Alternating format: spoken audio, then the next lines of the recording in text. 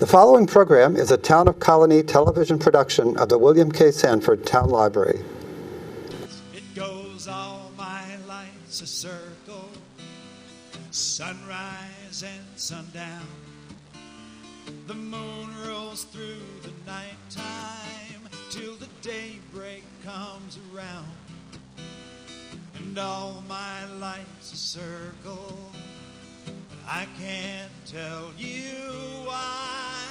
Seasons spinning round again, the years keep rolling.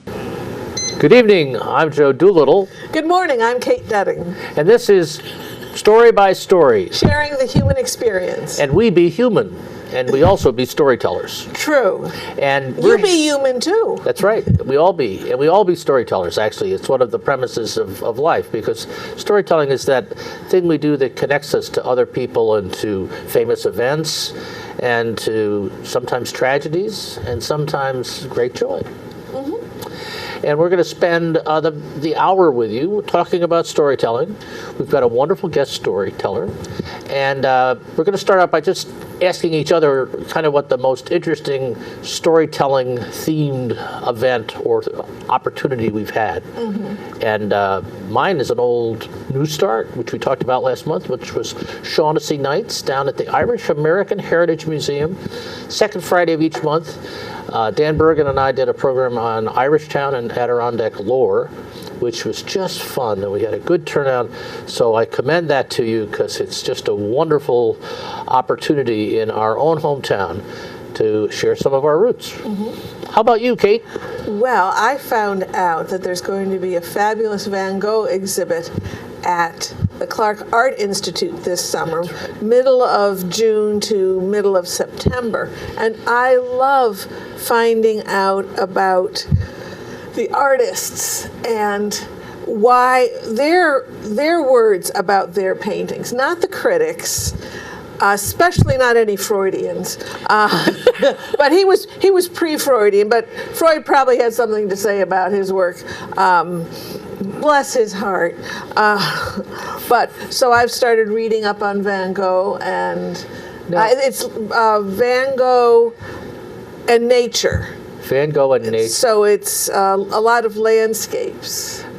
Landscapes, that would be good. That one with the wheat fields or whatever. Right. That's right. That's there's two. I only know 2 of the 53 works of art 53. At the moment. Mostly paintings, some drawings, but there's one that has a yellow wheat field and then this cypress growing up like an Egyptian obelisk.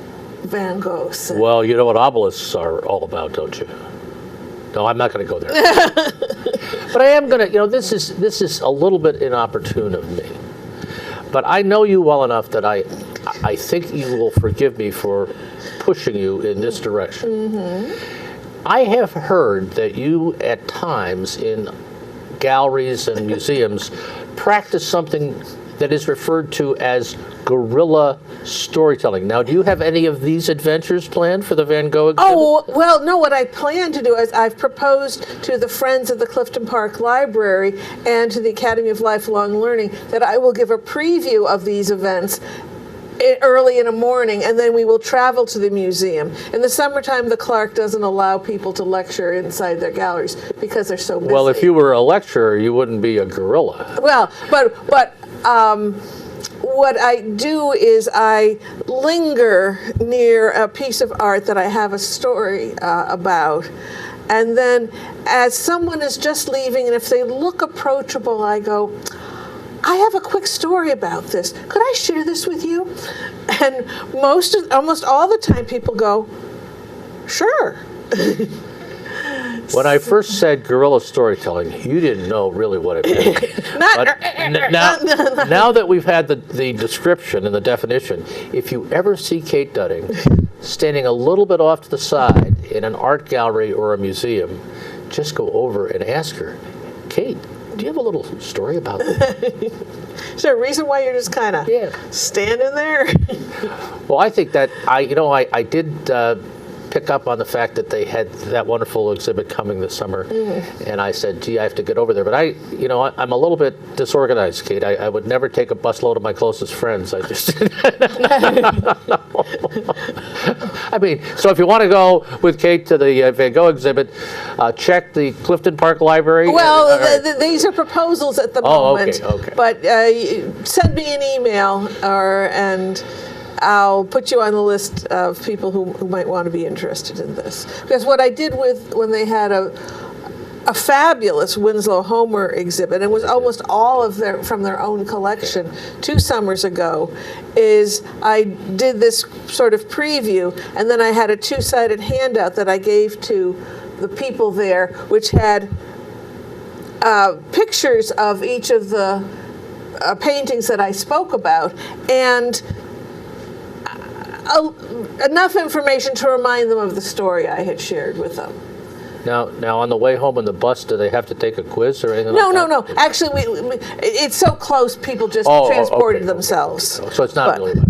No. I'm joking, but the point about storytelling that we first started with, about it being the connection piece, Kate just described a great connection for a little organization of storytelling with a great art venue and a persona. And it makes the whole experience more memorable. Right. I think so, that Winslow Homer loved storms. And a friend was visiting him once, and in the middle of the storm, Winslow Homer shows up clad in rubber and said, "Let's go out in the storm. Here, you can wear these." And out they went, and the storm was raging, and they went down on the rocks, right on his studio, which I've been to, has a grassy area, and then it drops, and then there are these huge rocks, which you can see in his paintings. And his friend described how they were clinging onto those little weeds, those little tiny weeds that grow in the crevices, and Winslow said, "Isn't this wonderful?" That sounds like a great story, although I think a little substance abuse was probably at play at a time like that. I can't remember going out in a gale in a winter, He lived there for 20 years, and he had a portable studio built on skids so that it could be placed, and then he could paint regardless of the weather. Well, sometimes when you're looking to collect stories, like around your dining room table or your kitchen table, you got your grandkids there or whatever, themes are helpful to just kind of precipitate stories. So one of the themes for one of your own story harvests at home could be storms I've been in. And, that would be, if you were Winslow Homer, if you were visiting him, he would not only tell you the story, he'd put a slicker on you and take you out to those damn rocks, There Right. you go. Yes. Well, this has been interesting, but we've tried to use an example of stories as the connectors and as the builder of memories that I think they are. Mm-hmm. And we have a master of storytelling with us today, don't we? Oh, yes. And it's one of my fondest friends. As a storyteller, we've been through what we call the gig from hell, but that's another story. So you get some of those storms. But Christie Keegan is with us today, and Christie comes down to us from near Saratoga. Greenwich, Washington County. That's the other side of the river. Hudson. The Hudson, that not the other river. That other river. Yeah. It's Aggie country. And I know some of Christie's story, but we'll have her tell you her story as a storyteller and some of the interesting things that she tells stories about. And a new initiative that she is starting. A new initiative that she's starting, For the Love of Animals, a house concert to benefit homes for orphan pets. Great hope. Well, and you're actually experimenting with that, or opening with that at Arthur's, right? In Schenectady? No, let her speak. Let her speak, okay. I don't know, I was just going to sit here like a little dummy. Pray tell. Don't go there. Pray tell my favorite colleague. You're welcome down here to the flatlands of Colonie and the library, and we're pleased to have you with us tonight. And not a cow in sight, nor a goose. Thank you so much for my being here. Actually, for the love of animals, it really will. Some of the stories we'll preview at Arthur's on Tuesday night.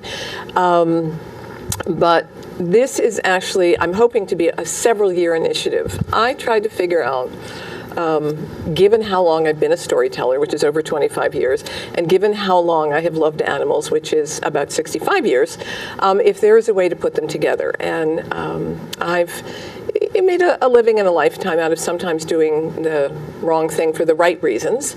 Some of those stories come out of there. But I have worked in zoos, aquariums, animal rehab centers. I have rescued animals. The show is really an homage to my mother, who started the first sort of ersatz shelter that I knew about. And there are stories about animal rescues, and there's stories about how we rescue animals and about how they rescue us, how they rescue each other. Some of them are animals I've rescued, some are animals other people have rescued. All of them are animals I've met. My thought is this is the launch of it, but I'd like to take it on tour. And basically what I'm offering to do is to be the storyteller for fundraisers for animal rescue or animal rights organizations around the country. And I do domestic animal stories, I do stories about raptors, I do stories about zoo animals and aquarium animals, so this is the launch. Yeah, for years I've said, I love storytelling. I can't imagine doing anything else, but I've thought that I wanted to do something with it, and this is the with it, so there we go. Wow. I hope folks will come. I hope if you cannot come to the launch that you have an animal rights organization you know of that might be interested in having a fundraiser. And you can contact me. Well, I think that is just one of the most lovely and interesting things that I've heard anybody do with storytelling. Okay, and so the launch is on February 7th. February 7th at 7 p.m. It's a private house party. There's only 40 seats, and so you have to register in advance. There, I think, are 15 or 16 seats left. It's very living room style. It's very intimate. I've done shows there before. It's kind of couches and chairs, and there may be several cats cruising your lap. There'll be light refreshments served at the break, and it's a very interesting mix of people coming as well. It'll be storytellers and people from different parts of my life, so I'm quite interested to see how it works. And you described your history with animals, but I can remember some of your stories, which I hope you'll tell us in a minute. But I wanted to talk a little bit about your own development as a storyteller. And I know that it actually took place in a zoo, right? In a zoo. Completely randomly. I found myself at 6s and 7s and answered a little tiny ad in the Boston Globe that was looking for volunteers at the Franklin Park Zoo. And I went, and the training was incredibly arduous. It was 8 hours every Saturday for 6 months, which is a huge commitment. That was the training. And then the expectation was you would spend at least 4 to 8 hours the following Sunday kind of going to look at the animals. This was really very serious work. And then I spent the next 6 months, 8 hours a week, being certified as an exotic animal handler, so I could actually handle the animals on and off site during education presentations. This was a dream come true. I don't have a degree that would otherwise entitle me to work in a zoo. This was like, oh God, they're going to let me in for free. And so for 5 years, 16 hours a week, and that's what I did. And about a year into it, I was also in graduate school at the time. I was in an MBA program. It was not a felicitous combination, but trying very hard to stay in that, and this was kind of my relief. And it was an MBA program, and there was a doctor in the program with me who was getting her MBA because she said there was no way to run a practice without it. And she came back from a big medical conference, and she said to me, "This is what you do at the zoo. This guy spoke at our conference, and this is what you do at the zoo. And he had these flyers. You should take one." And it turned out to be a Sharing the Fire. It turned out to be actually the National Storytelling festival in Tennessee. And so I thought, oh, okay. And what I was doing at the zoo was telling one story over and over and over again that had been given to me by a very elderly African man about a giant African tortoise who I had at my feet, and a Nicobar pigeon, and a boa constrictor. And the story also had a civet cat. I didn't have one handy, but I was able to act that out fine. And so I went to the festival and was floored. I spent several days thinking, I wish I could do it like they did. And while I was there, I picked up a flyer for Sharing the Fire conference, which took place in Boston, which that year was taking place at Leslie, which was about a mile and a half from my house. And went to that, and the rest, as they say, is history. But it certainly, I was a storyteller in residence at the Franklin Park Zoo for 3 years, and I got a great many people as captive audiences. It was wonderful. It was wonderful. Yeah. Often holding animals. There is so much more that I know about your story, about the cross-country trip and the old VW Fox and places where you've experienced life in a way that's genuine, and that you've captured that in some of the stories that you tell. But maybe what we ought to hear is we probably ought to hear a story from Christie. Well, we just did, but well, yes. Well, I mean, maybe it is not possible for me to get never use maybe 5 another words one, when 50 can do. Yeah. Actually, I'd like to do the intro to the show, and it's my very young years, and so. At 4 years old, I coveted my mother's cat. I wanted that cat to love me as much as she loved my mother. She didn't. She hated me. If there had been a balloon over her beautiful black and white sleek Persian head, it would have said, I was here before you arrived. I will be here after you're gone, and that will not be soon enough for me. The only time in 4 years I'd ever actually dared to touch her, after practicing on my mother's knee very slowly and gently for months, she turned my hand into something that looked like hamburger. Lily was very clear that children were not welcome. I was very disappointed. And so imagine that summer when my mother and I went to my grandmother's, underneath the mountain laurel bush in the heat of July in northwestern Maryland, a little tiny black and white kitten asleep under the bush. Yes. I was young and I was excited, but I wasn't stupid. I poked it, and there was no hissing, and there was no clawing, and there was no biting. And so I scooped it up in my doll blanket and wrapped it up and carried it inside to show my mother. And as I carried it, there wasn't any purring, but I wasn't used to purring. I was just grateful there was no hissing or scratching or biting.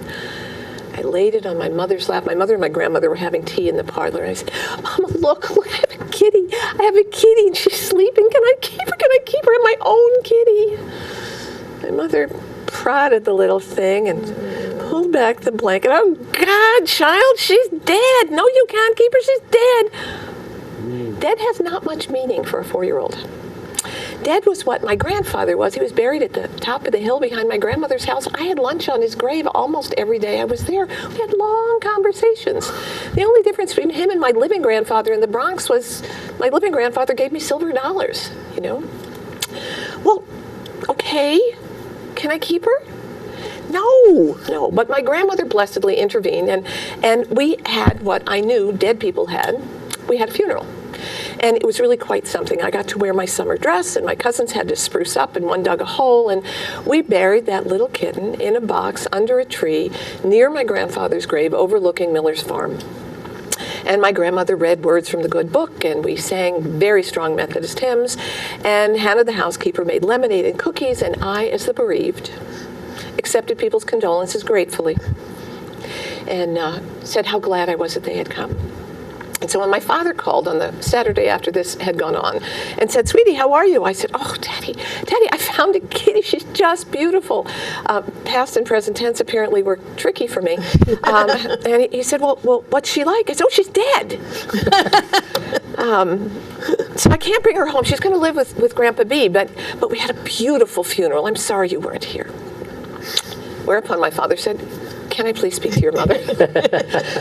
So when we arrived back in Manhattan, my dad went out for a little while. My mom and I were unpacking. My father went out for a bit and came back and opened the door with this wonderful flourish and said, ladies, may I present Tom Tiger? And in walked the biggest orange and white tiger cat I had ever seen in my life. He was a denizen of the streets of Manhattan. He'd apparently lived in alleys all over. He strode into the middle of the room and took a look around. Lily sat up in her basket, looked at him, and he looked at my mother, who looked at him. She loved cats, but he was old and dirty and disgusting, which is exactly what she said about him before she scooped up Lily, went into the bedroom, and shut the door, leaving my father and I and Tom Tiger. Tom Tiger looked at my father, but he looked at me more. He jumped up on the couch next to me, sat right next to me. Cautiously, I put out a finger and ran it down his neck. He started to purr. I had heard Lily purr, but not from this close. I put my hand on his back and slowly went down. I could feel the kind of greasy fur in the places where he was scabbed and the places where he was a little thin, but the purr took over. And then he looked at me, these beautiful orange and white eyes, and he started to purr louder, and he did that wonderful thing cats do when they arch up against your hand, and he head-butted my chin, and I fell in love.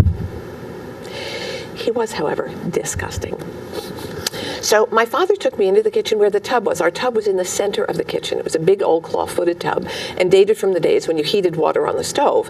And the top was metal and hinged in the middle and opened up. And so in our family, I could be taking a tub while my mother or father made dinner on the other side of the tub. Tom Tiger jumped up on the other side of the tub and watched me as I scrubbed myself with soap and a washcloth, and my father cooked on the stove behind him. And as the water pooled around Tom Tiger's feet, the kind of gray, greasy dirt that had covered his orange flowed into the water, and I thought it would be a really good idea to give him a bath. And so I lathered up my washcloth and I started to scrub him, and he started to purr louder. And as I scrubbed and scrubbed, I got one entire side was very orange and white with a huge pool of gray water underneath him. And my father turned around, he just started to laugh. I said, "Sweetie, cats don't necessarily like water." "Tom does," I said. And so I did the other side of him, and by the time my dinner was ready, Tom was as orange and white as could be, kind of a slicked back mohawk going this way. You could see him better now. He was missing his right ear. His left ear was sort of folded over, and there was a scar that ran across his left eye that didn't close it completely, but it pulled up his cheek on this side, so you could see his canine sticking out and tugged at the little tiny bit. He was very handsome. I loved him. Tom Tiger and I became constant companions for the rest of his life, which was not a very long one because he really was ancient when we got him. He would sit next to me at the breakfast table, and I would dip toast in egg and put bacon on it and feed him. And every night I slept with him stretched along my back with his head right here, and every morning I woke up to find him licking my nose with that sort of fish breath. And he was remarkably patient. Someone had built, when they had the apartment before us, had built a set of stairs from my floor up to the window, and they had put a door in instead of a window, and it opened out onto the roof of the building next door, which my mother, in aspiring middle-class fashion, referred to as the terrace. And so when I was underfoot, she would say, "Go play on the terrace." And so I, at 4, would go out, and 5 and 6 would go out and play on the roof of the building next door with no fence around it, just a little 4-brick parapet. And Tom Tiger would go with me, and my doll carriage was out there. And he would let me swing him up into my doll carriage, dressed in my christening gown with my bonnet around his head, wheel him around. Not once did he ever lose his temper. He was the most remarkable cat. When he died, I felt real loss. It was different than when my first cat died. That terrible missing, that's what death meant. I was inconsolable for months. And then shortly before we moved, my father went out for bed and came home and once again flung open the door. "Ladies, may I introduce you to Tiger 2. And in walked the smallest orange and white kitten I had ever seen, who became the next love of my life." Oh, And that's how it started. that is a wonderful, wonderful story. But not surprising. Not surprising. I mean, knowing your love of animals. My baby. So that's how it started. That's the shorter version, but that's how it started. And your descriptions of both cats and the tub And the puddle. And the puddle. I mean, The mother and me went, No, my father did most of the housekeeping. oh, but still. And now, when did that story actually come to a story as opposed to a memory? When did you put that together? Last week. Last week. Last week. When I did you it at were- Lena's. When you were moving along with this. I had most of the rest of the stories in place for the show, but I wanted the beginning, and I kept going, well, what story should I start with, for Pete's sake? There are so many, because there are very, very many. And I thought, well, start at the beginning. Because Tom Tiger was a presence in my life until my father died, because my father would draw him in birthday cards and on envelopes. And when he mailed me letters when I went off to college, Tom Tiger arm would come out from between the flap of the envelope and be pointing to my address. And so, Tom Tiger was very much in my life forever. So he was always there, but it never seemed like a story to share. And then I thought, but he was the beginning. So, Oh, it's wonderful. yeah, he was my boy. What you just did with the arm coming out is even a logo for the series. There you go. know. Little tiger hand pointing. Yeah. No, I mean just. Oh, that's a good idea. There's so many. I'm sensing so many connections with this that, and I guess as a debrief on the nature of story for the listeners or the viewers, the detail that Christie built into that story makes it better. And sometimes you can put so much detail into a story that you get lost in it. But your detail of the description of him with the scars and the teeth, and in addition to being God, he lovely to was homely. see, I mean, you look funny, kid, but that's okay. Homely child. But the details make the story more relevant, believable, memorable, and it's like the whipped cream on the sundae. It just kind of makes it. And that was just beautifully and artfully done. I thought it was great. Oh. and as a 4-year-old. Very much. You I'm gave very much us- for when I love him. Yeah. Yes. Oh, and Not noticing that the kitty was dead. Oh, Yes, God. and you gave us just enough of a hint that, wasn't purring, but well, and then the poking versus the approach to the other cat that had scratched you. That was there's a lot of nice kind of balancing elements in the story too. And the fact that the little cat came in the same way that the big cat had come in. yes. I often wonder if my father dripped tuna juice across the floor or something, because he just marched right in. Well, if you would have been out in a cold alley, of course I don't know what time of year it was, but a cold, wet alley. Oh, this no. this place probably looked pretty good. Felt good. Yeah. Yeah. That he got to sleep that he let me put my christening gown on him. He was almost as tall as I was. When he was on his hind legs, he stretched his paws up, and I would work it over him, not very gently. It was just an amazing cat.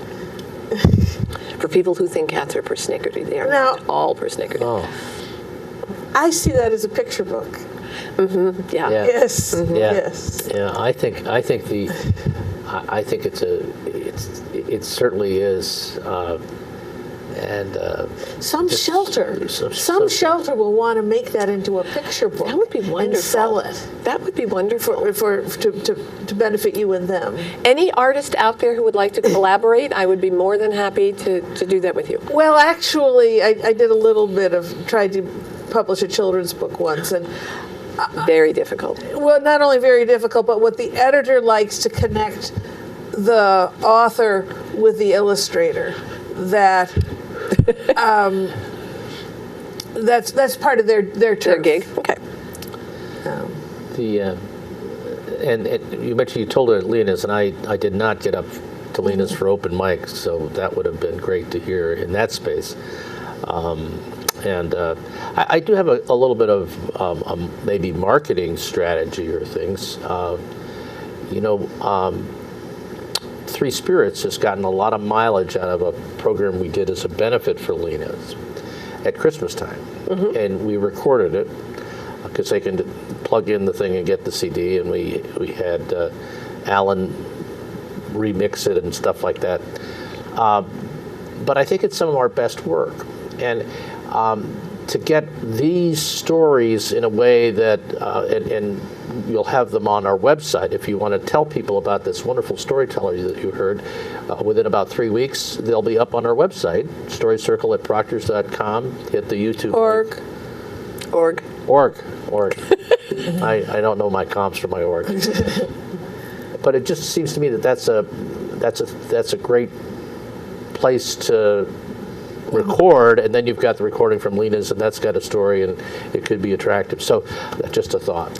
It's a very good thought. And actually, I'll segue, because the whole point of the tour is to really, because I have so many stories, it is more than one CD's worth, and I think will be several different shows. Al and I have already talked. He will be at the first one to record that just as a working demo.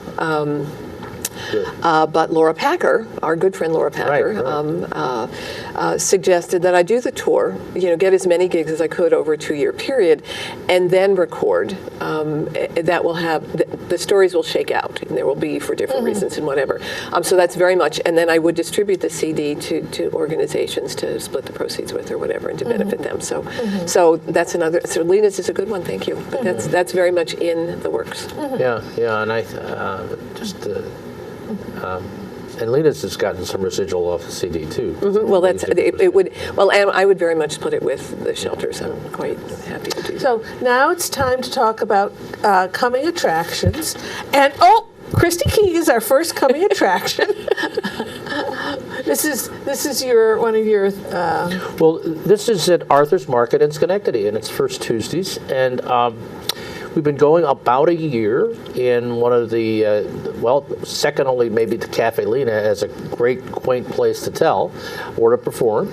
And it's an open mic for storytelling, spoken word, song, poetry, and we have a pretty good sense of community. So if you're interested at all in any of those things and some fine little tapas-type food, it's a great place to be, and there's parking on the next corner, in the corner of Church and Front Street, in the First Reformed Church parking lot, because parking's a little bit of a premium in the stockade, but it's a great place, and it's right next to Lawrence the Indian statue. So we look forward to. I'm going to be away. I miss you there, but Claire Nolan's going to take care of you. Claire and I will have an excellent time. And then we have the open mic up at Saratoga that we referred to earlier. We alternate between Cafe Lena and Woodlawn Commons, which is part of the Wesley community near Hospice. And so the next one is Wednesday, February 11th. That's a free event. And outsiders are more than welcome. And really welcome, and it's a great venue with a great audience. Yes. Yeah. Yes. And then Shawnee evenings, again mentioned the second Friday of the month. I guess over to you. Well, we talked a little bit about this. It's a great place. The Irish American Heritage Museum has been in downtown Albany for 3 years. Grew up in the East Durham in what's called the Irish Alps. Came to the city to get 24 or 12 months a year traffic. And they have some wonderful exhibits, and our tellers try to link to those in some way. Karen and Lorraine are students and troubadours of Irish heritage. They work on a group called Hoolie on the Hudson, which is an Irish festival on Labor Day down in Kingston. And they're fun, and they're pretty, and there's no reason you shouldn't go. So they are delightful. That is certainly. And then part of our storytelling dinner series at the Glenn Sanders Mansion. We're in our 16th season. This will be our 113th Story Sunday with Joseph and Jesse Bruchak, father and son of Abenaki heritage, sharing stories for the moons of long nights. You get 4 courses of story interwoven with 3 courses of food. Yum.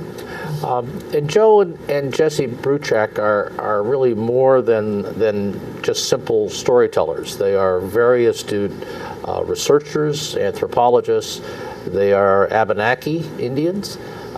They have a story about their personal past, and they have roots and connections to the Native American population in the country. And they're singers and drummers. Right. And Linguists. flute players. And, Let's not forget that. Jesse's thesis was on the Abenaki language, and he converted it from oral back to a written language, which it had been in the 1700s under the Jesuit missionaries up in Canada.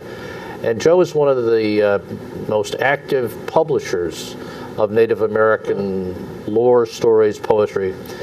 And they are entertaining, they are effective in communicating, and it's a wonderful gathering anytime they bless us with their presence. They live up in Greenfield Center.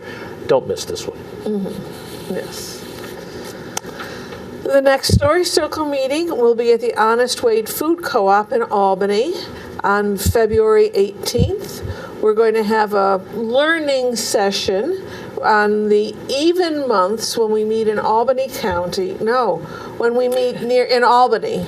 We have a learning session. This time will be storytelling in a business setting. And then we have our sharing of stories under development, telling, not reading. And you can get as much or as little feedback as you want. If it's a brand new story and you just want to tell it to some live faces, that's fine. If you want to hear the nice things, we can go there. If you want to hear suggestions, fine, but it's up to you. So whatever your comfort level is. And newcomers are welcome, both as listeners and as tellers. We encourage you. What's nice about when we meet at the co-op, and other times we meet here at the Colonie Library, is that the co-op has this wonderful food court just outside of our little the conference room that we meet in, so that a number of us gather there a little early, get something to eat, kind of have supper together, and then we do the workshop, and then we do the storytelling, and it's just wonderful. And the co-op promotes it, so we usually get 2 or 3 folks who have heard about it through the co-op promotion, and 2 or 3 folks from the neighborhood, and ourselves. And it's I guess it qualifies as a goodly company. And then at the end, you can go shopping and take more food home. That's right. It's a win-win-win-win. All the way around. Yes, yes.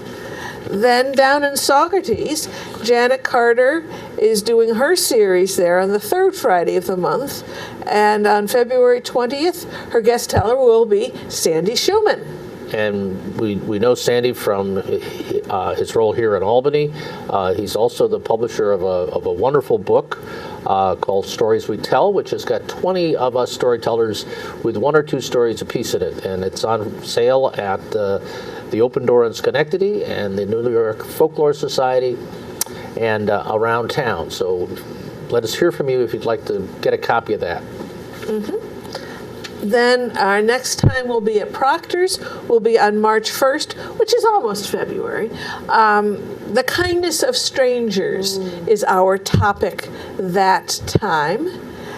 And come and join us. We have 8 different tellers who have stories that somehow fit the topic. And we just did one called Locked Out. And Anne Marie and Joe had these comic versions, and then we had Poignant stories. Poignant. Yeah, no, I'm just going back to you getting into your locked car with its open sunroof.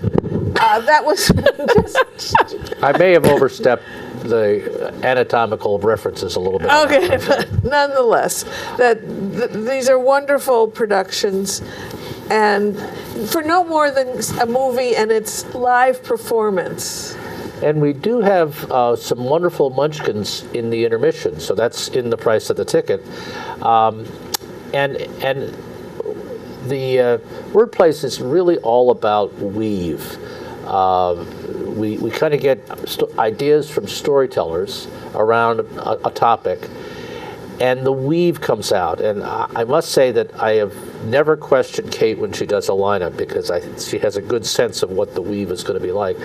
But the elements come together in some wonderfully refreshing ways, and it's a good example of how you might relate stories to an audience, just in the way Kate does it. So I commend them to you, and they're fun. And you can come to speaking about food, the green market is at Proctor's. So on the first level and the basement level, you got all these farm stands and craft people and bakeries and different kinds of coffee and tea. And man, oh man, so you can graze down there. And at 2 o'clock, just as they're closing down, you can take the elevator up and get woven into stories at Wordplace. Very good. Whoa. And now there's this slide, which I have yet to create, which is all about the Academy for Lifelong Learning Storytelling Series, Wednesdays at noon at 2 Union Avenue. It's free. And you can see that Christie Keegan is going to be telling one Wednesday in February, which you can see there, which we've kind of forgotten which one it is. And there are other fabulous storytellers. So we hope you can make that if you're up in the North End. Or Saratoga is really not that far from Albany. It's not, you only have to cross one river, heck.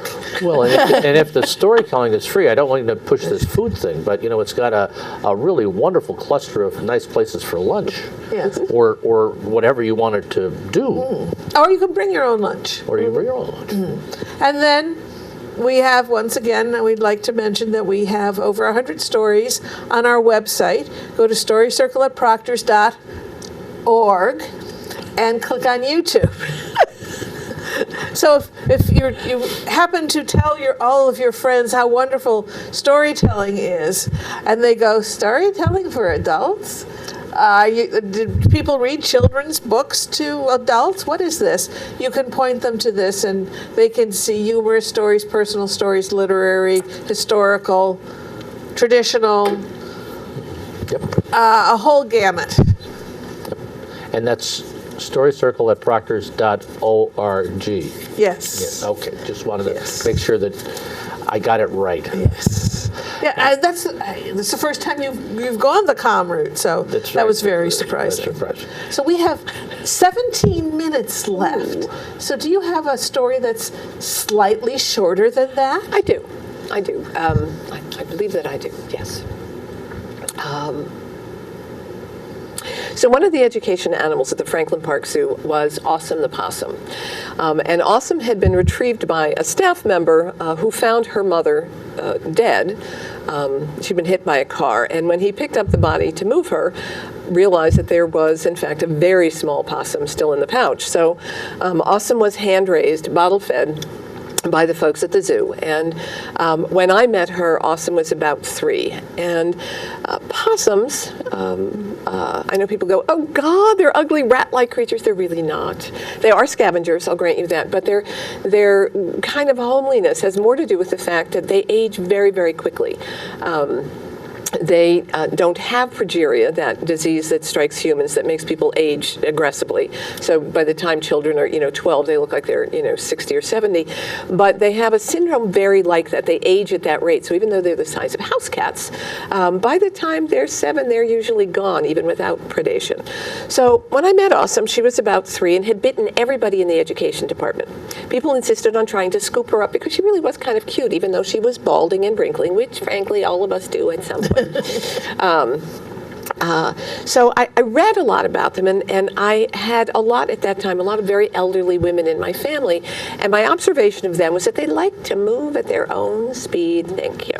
There was no hurrying my great aunties or my grandmother, and so I reasoned that I could figure out a way to get Awesome out of her cage and into an educational program without hurting her, because that's what the problem was when people would pick her up. It was like picking up an arthritic older person.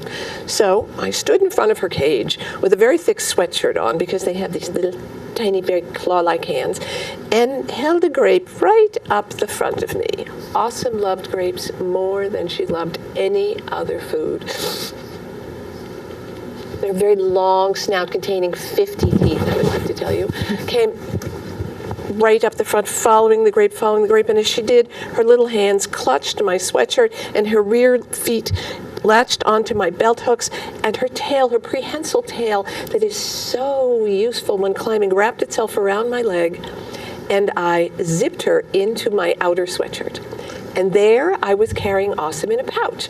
I also knew that they were arboreal creatures who spent their young life on their mother's back, like this. And when they were older and in trees, they were fine when the trees were swaying. And so whenever I did a program, I would sway gently back and forth, trying not to hypnotize the audience, but simply to keep Awesome calm. And she always was wonderful. And then I would finally sit and I would unzip it and let her move around the way she wanted to. And so Awesome I got to be quite popular, when people got used to the idea that this is how she was. This is one of those stories. There are many things that happen at the zoo, and it is as much fun to watch the people at the zoo as it is to watch the animals. There are many, many reasons not to like zoos. There are as many reasons sometimes not to like people who come to zoos. So I had Awesome out one morning, and we worked in teams. And so Tom, who tracked tigers in Thailand for 2 years for the Army, which is the only non-T in that alliterative phrase, was my partner. He's a wonderful, wonderful partner. And so I had just gotten done talking about, this is a wild animal. You would never do this in the wild. Please, and this is, an audience full of children and their parents, please never go out in the wild and touch one of these. And I was talking about her prehensile tail and how incredibly delicate it was and how I never touched it with my hands. How I always allowed her to kind of put it where it was she wanted to be. And Awesome was, at this point, I was standing up and swaying gently, and Awesome's tail had just come unwrapped from my leg and was sort of wandering around on its own looking for yet something else to perch on, when suddenly from the front row came running up a boy, about 5 or 6 years old, who did exactly what I didn't want him to do. He grabbed her tail and tugged. And Awesome, who had up until this point been incredibly docile, decided to do what any arboreal animal would do. She went upwards. Well, the only upwards was the top of my head. She stopped for just a minute at my collarbone and sunk at least 6 of her 50 teeth into my collarbone out of sheer fear, and then landed on top of my head with her tail hanging down in front of me, where she promptly pissed and pooped because she was scared. And I see Tom at the other end of the audience laughing himself hysterical. And the only thing I can think of to say is, now this is another reason why you should never pick up a possum in your backyard. At which point Tom grabbed the young man by the neck and walked him off. I very gently got her to come back down with some grapes onto the front of my shirt, which was really quite disgusting at this point, and wandered off in shame looking for soap and water. That was my first sort of mishap with audiences at the zoo. I had not understood that not everyone came to the zoo with the same reverence that some of us do. And so this is yet another but very short piece and a longer piece about that. I, as a storyteller in residence, was often found in the petting zoo, the children's zoo, I think it's now called.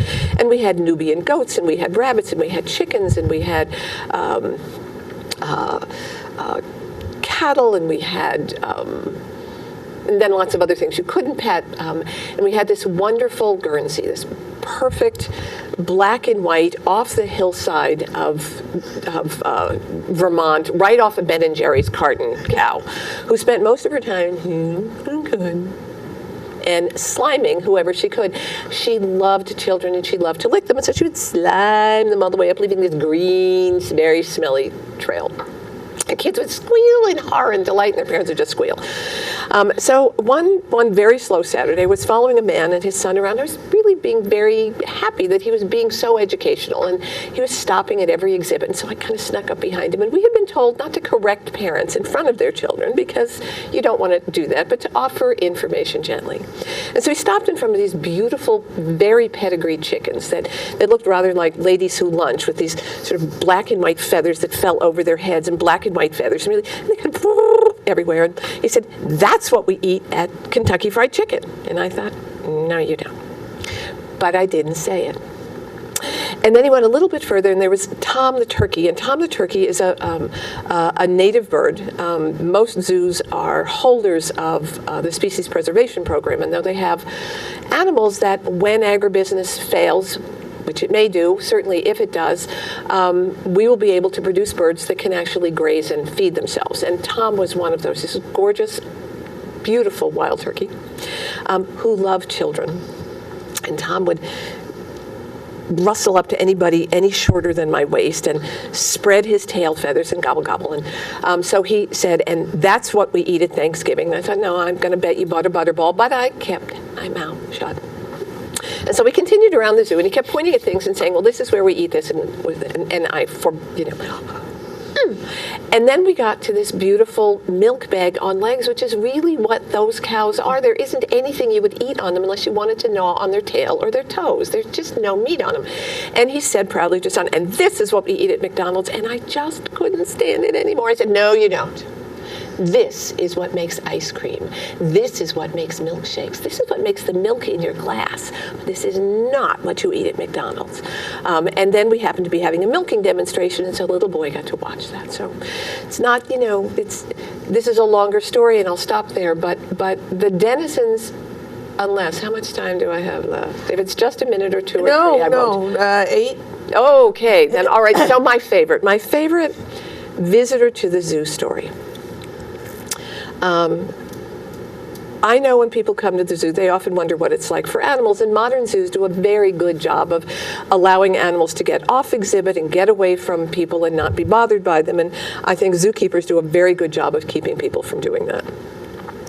At the time, the African tropical forest was a much newer exhibit than it is now, and there was a very large pane of plexiglass, very, very thick, about 6-inch thick plexiglass, through which you could see the gorillas. And there was one silverback and a number of females and one or two younger ones in there. And my friend Lynn was always the custodian of the gorillas. She was the docent who lived at the gorilla exhibit. She knew more about the gorillas than anybody except their keeper, who had been with them since he was a boy, just about.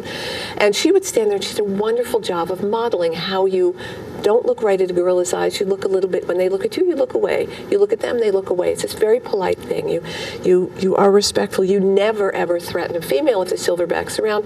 Very typical stuff. And Lynn would line kids up along the bottom of the plexiglass, and she would have them put their paws on the plexiglass, their hands on the plexiglass. And on the other side, the female gorillas would only the females would come up and sit down and touch the children's hands. And she would teach the kids and their parents how to do that. It was wonderful to watch.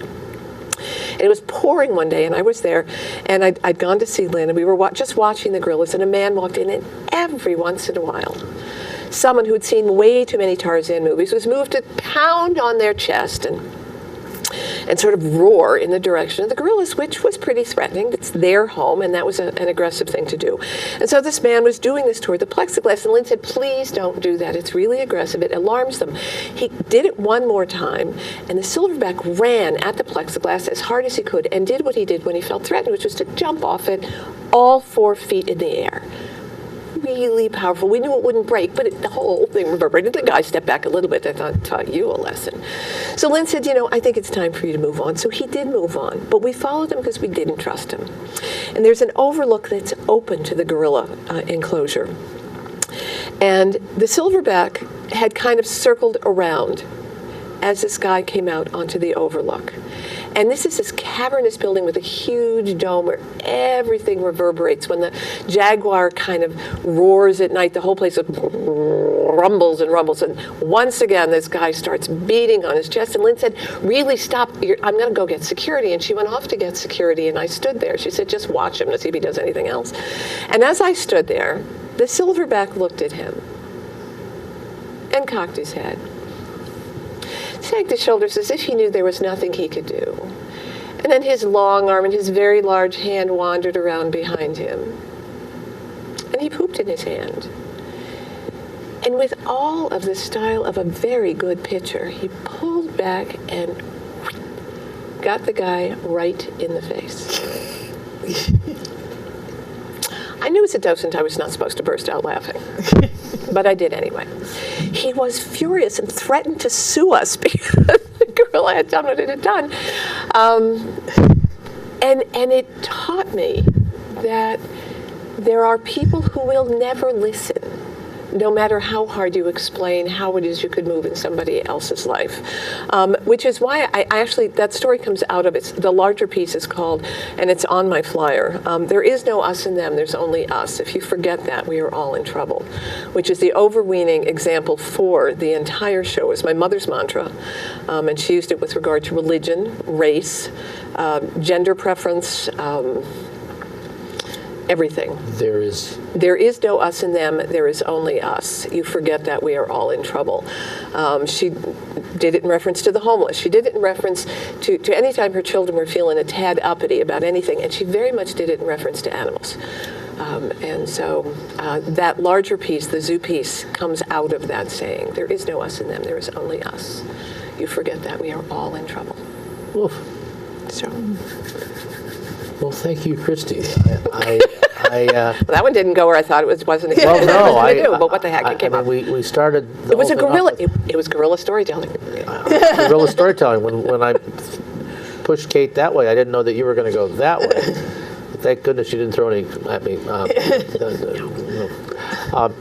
Well, we have had a pretty good hour, a solid hour of good stories. We don't have to wrap up quite yet. We have 2.5 minutes. We can tap dance a little, or this is a budding idea. There is an organization, a collaborative in town that I've just met with yesterday. I haven't talked to you since I got there. Called Partners in Albany Stories. They call themselves PATH. Mm-hmm. And it's the Shaker Heritage Museum, the Albany Museum of History and Art, Cherry Hill, and they've come together to really promote Albany stories, potentially regional stories. And they're planning a series that'll be in those various places in March and April, and we hope to build on that. And that's really taking off on some of the not only some of the history, but I think some of the more contemporary stories that we can gather. And I like to think that potentially it could fill a spot that maybe Riverway used to have with some of its community outreach programs when we were doing Riverway. So we'll stay tuned on that. We'll give you more detail as that comes along. And very interesting and a good base for storytelling in Albany. So that's kind of a new development. Yes. Mm-hmm. Yes. There, people telling their own stories. Right. Alan McClintock has a story about going grocery shopping with his mother in downtown Albany. And then it wasn't a supermarket you went to. There was the meat store and the greengrocer, and his mother loved to make chicken soup. And she especially loved to get extra chicken feet. Those were her favorites. She didn't like sharing them, as I recall the story goes. Then again, she could have had all of mine. I'm not sure that I could do chicken feet either. But well, we've talked about food quite a bit. I didn't have breakfast this morning. Oh, you didn't have breakfast this morning. I'm sorry about that. That's well, and then there's the fellow that walked to the zoo and told his son, "This is where we eat. This is where we eat." This. So we are always indebted to sources of stuff, and we're indebted to all the things that generate stories. And when you think about it, stories really are just connections with our hearts and our souls and our fellows, whether they be other kinds of animals or humans, right? Mm-hmm. And our friend Laura Packer is a new widow, and she has got great solace in sharing her story, especially with those who are in the same situation. Yeah. Because unless you're really in the same situation, you don't get it. You can't get it. Mm-hmm. Listening to her stories, I have insight. And I knew every damn thing in her life is different. And that goes deep, deep, deep. So sharing the good stories and the not so good stories gives us all enlightenment. So thank you for sharing, letting us share with you today, and we hope you'll come back another time. And thank you, Christie Keegan, for sharing your love of animals. Thank you for letting me do it. Thanks. Much good cheer. It goes all my life's a circle, sunrise and sundown. The moon rolls through the nighttime till the daybreak comes around. And all my life's a circle, but I can't tell you why. Seasons spinning